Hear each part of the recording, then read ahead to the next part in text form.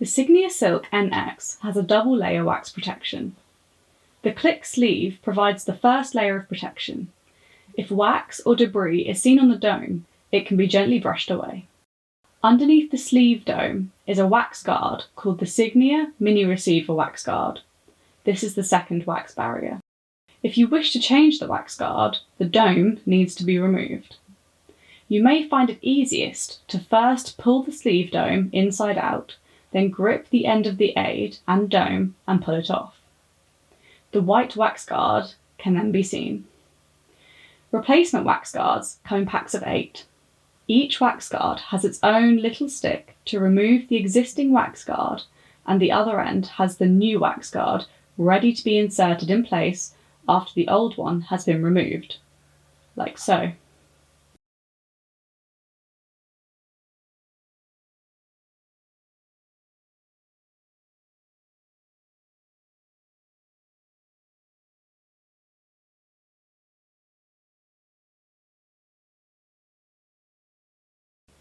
After the new wax guard is in place, reinsert the sleeve dome over the end and you're good to go.